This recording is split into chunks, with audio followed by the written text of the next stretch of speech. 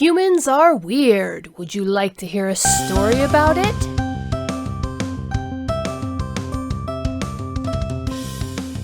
Hello, my wonderful viewers, and welcome to this episode of 22 Days of October Oddity. As you may or may not know, our adorable little spider alien friend quilx'tch has a campaign going on over on Indiegogo to get his research into human weirdness published. That is, he is ready to present over 60,000 words of the finest weirdness humanity has to offer. The link is below the video, so click on over and take a look.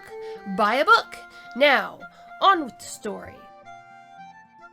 Humans are weird. Rope swing, an audio narration by Betty Adams.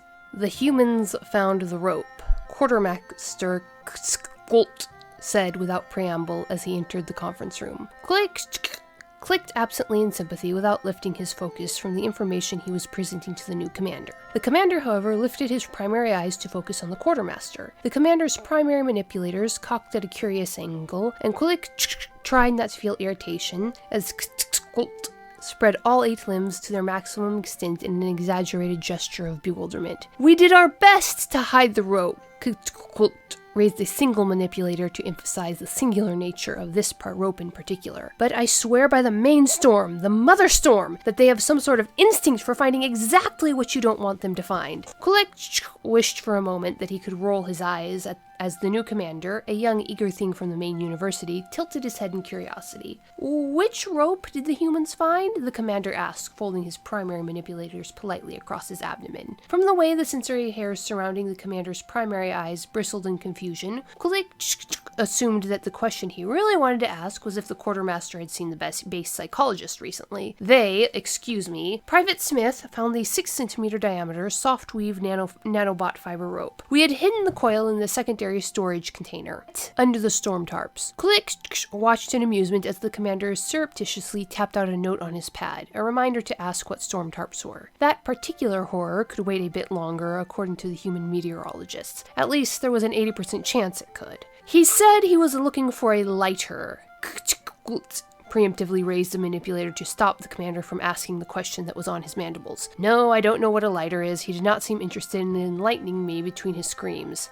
"Don't ask about the screams," quilx'tch said softly. The commander glanced at him uneasily, but allowed the quartermaster to continue. He shifted the tarps. The quartermaster wrung his primary manipulators. "Do you have any idea how much they weigh? We have to get the entire swarm out to move one of those things." The commander glanced at quilx'tch, and quilx'tch shook his head. The question didn't require an answer. "So he moves the tarp," the quartermaster went on, "and found the rope, and it is the swimming hole incident all over again." The quartermaster dropped his primary manipulators and looked at the commander expectantly. The commander gave quilx'tch a rather desperate look, and the nutritional anthropologist took pity on the young officer. He raised one manipulator for attention. "Pardon my intrusion," quilx'tch asked. "How can this be a swimming hole incident? The land around us is nearly uniformly flat at the human's physical resolution, and none of the herbage around us is strong enough to provide support for the rope." The quartermaster expanded his mandibles as if to answer, but after a moment of hesitant clicking, he slumped. "Could you please just come outside and see for yourselves?" the quartermaster asked. We're not getting the safety award this cycle." "Oh dear," quilx'tch murmured as he gathered up his things. "We are on such good track, too. Our humans were being so reasonable." He and the commander followed the quartermaster out of the conference room and then out to the main building. The screaming became audible as soon as they passed the outer airlock, along with the rumbling sound of one of the transport engines. They rounded the corner of the main building complex and stared in shock at the scene on the parking lot. One end of the rope had been secured to the clamp of the boom claw used for taking samples. Apparently, the device meant to reach far into underground caverns was strong enough to support both the rope and the human who was clinging to the lagging end. They had tied a knot in the end of the rope and were using this as a point to grip with their legs. The boom claw was extended about 4 meters in the air and was slowly rotating, sending the human currently on the lagging end of the rope, Smith, quilx'tch thought, swinging around in a wide circle. Another human was manipulating the boom claw, while the rest watched the action with wide grins of pleasure. As the commander stared in stunned silence, the boom claw stilled, and the human leapt forward to stop the circular motion of their friend. Quilx'tch winced at the sound of 2 human bodies impacting, but neither seemed injured. "Go! Go! Go!" the humans chanted. Smith appeared to attempt to run for the main base building, but staggered alarmingly to either side, as if he had forgotten how to balance his precarious bipedal frame. Are they punishing him for some transgression? The commander asked, with just a touch of horror in the set of his legs. Given the fact that the rest of the humans are now competing to be the next one on the lagging end of the rope, probably not, the quartermaster pointed out. Smith had collapsed on the ground and was laughing up at the sky as his friends abandoned him to claim a place on the rope. Quilx'tch took this to mean that he was out of the danger zone and led the commander over to the supine. "Friend Smith," Quilx'tch greeted the human.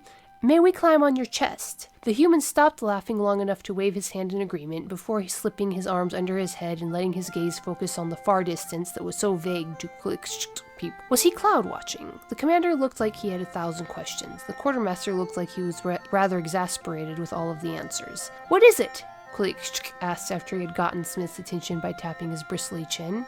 "What is it with humans and that rope?" And that is our dose of daily weirdness for today. If you found that you like what you heard, wander on over to Indiegogo and purchase a copy of Humans Are Weird. I have the data. The link is below. If you don't want to purchase the book or find you can't at the moment, share this around if you think it's worth sharing. Hit up Facebook, Tumblr, whoever. Hit that like button, hit subscribe, and I will see you in the next chapter.